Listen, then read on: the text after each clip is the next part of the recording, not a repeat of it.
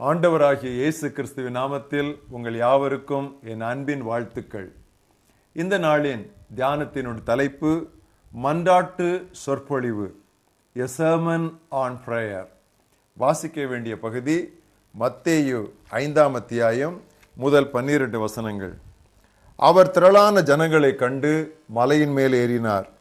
அவர் உட்கார்ந்த பொழுது அவருடைய சீடர்கள் அவரிடத்தில் வந்தார்கள். அப்பொழுது அவர் தமது வாயை திறந்து அவர்களுக்கு உபதேசித்து சொன்னது என்னவென்றால், ஆவியில் எளிமையுள்ளவர்கள் பாக்கியவான்கள், பரலோக ராஜ்யம் அவர்களுடையது. துயரப்படுகிறவர்கள் பாக்கியவான்கள், அவர்கள் ஆறுதல் அடைவார்கள். சாந்த குணமுள்ளவர்கள் பாக்கியவான்கள், அவர்கள் பூமியை சுதந்தரித்துக் கொள்வார்கள்.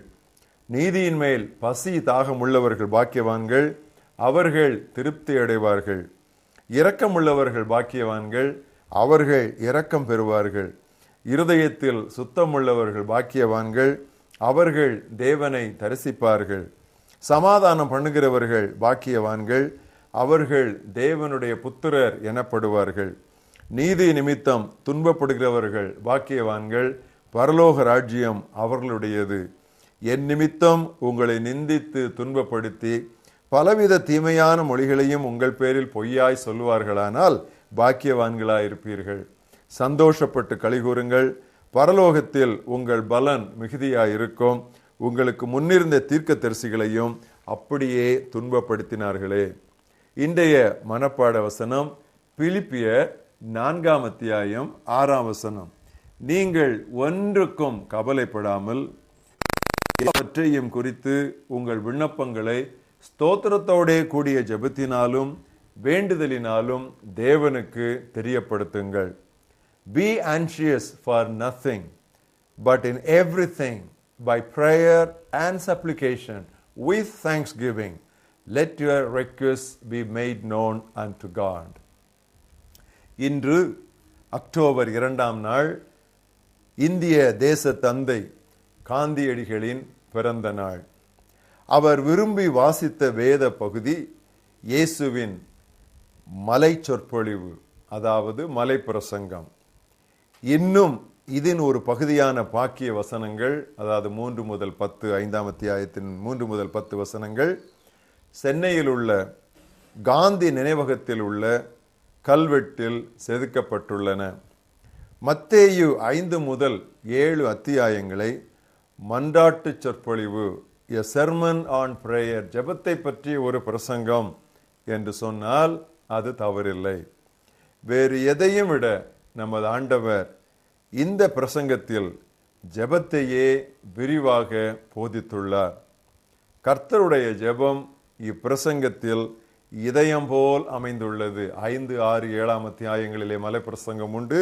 அதிலே 6ஆம் அத்தியாயத்திலே 9 முதல் 13ஆம் ஏறத்தாழ நடுவிலே கர்த்தருடைய ஜெபம் இருக்கிறது. ஜெபத்திற்கு கர்த்தர் நம் வாழ்வில் விரும்பும் முக்கியத்துவம், பிரியமானவர்களே, அது இணையற்றது.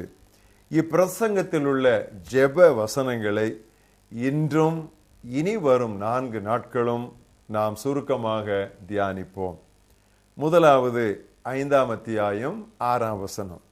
நீதியின் மேல் பசி தாகம் உள்ளவர்கள் பாக்கியவான்கள், அவர்கள் திருப்தி அடைவார்கள்.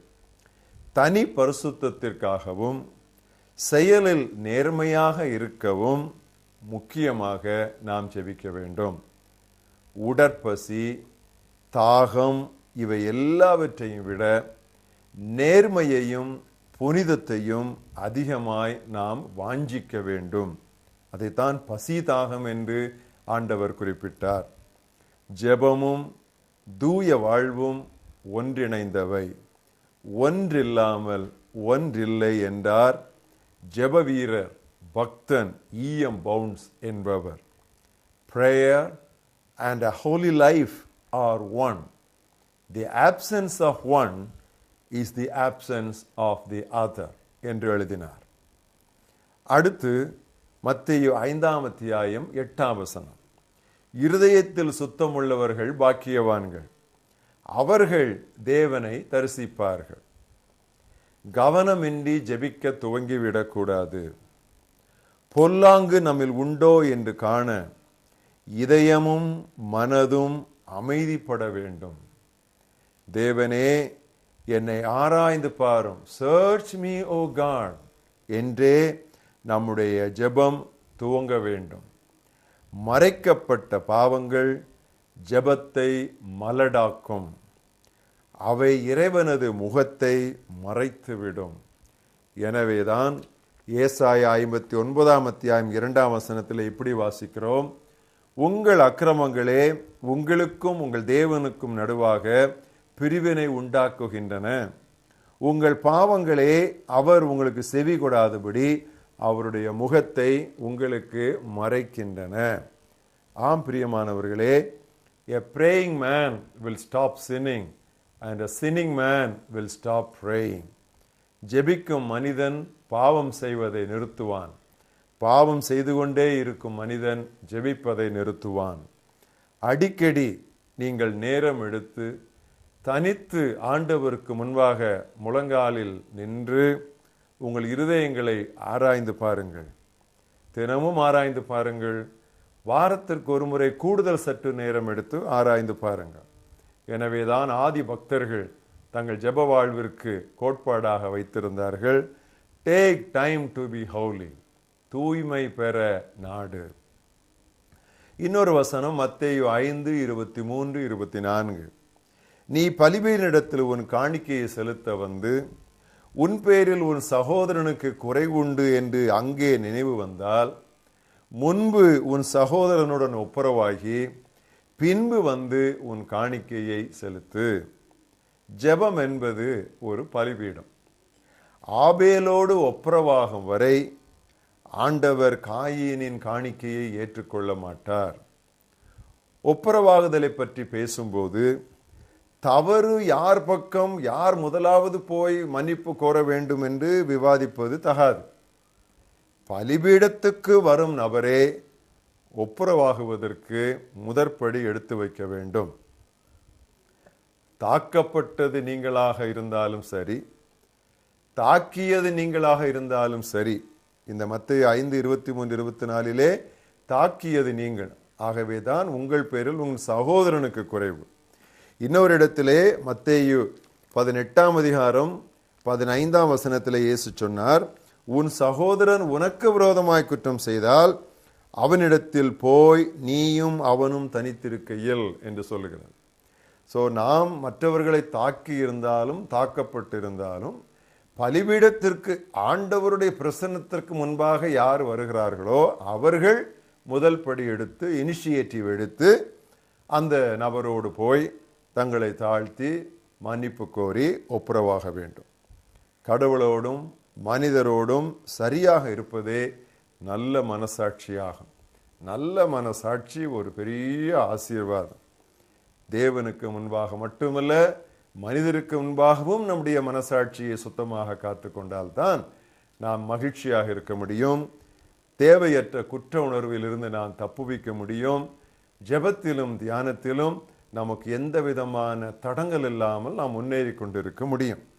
எனவே இந்த நாளிலே தானே நீங்கள் யார் யாரோடு ஒப்புரவாக வேண்டும், யார் யாரிடத்திலே மன்னிப்பு கோர வேண்டும், யார் யாரிடத்திலே நீங்கள் தவறாக எடுத்துக்கொண்ட பொருட்களை திருப்பி கொடுக்க வேண்டும் என்று ஒரு பட்டியல் தயாரித்து உங்களை தாழ்த்தி காரியங்களை சரி பண்ணுங்கள்.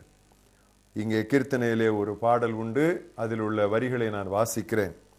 உண்மை மனதோடு உன்னை கெஞ்ச உலகெண்ணம் எல்லாம் அகற்றி உரிமையே மிஞ்ச தொன்மை ஆயக்காரன் போல் அஞ்ச பவதோஷ மகள திருரத்தம் உள்ளிஞ்ச ஜெபசிந்தை என்னில் தாரும் தேவா.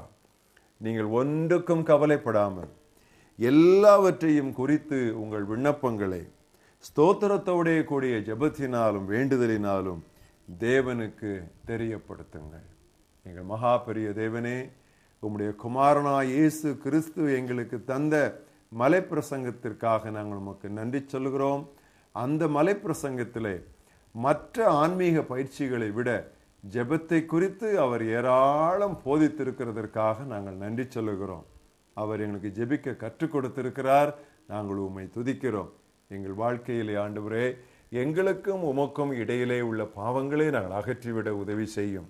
நீதியின் மேல் எப்பொழுதும் பசிதாகம் உள்ளவர்களாயிருக்க நீர் எங்களுக்கு உதவி தாரும்.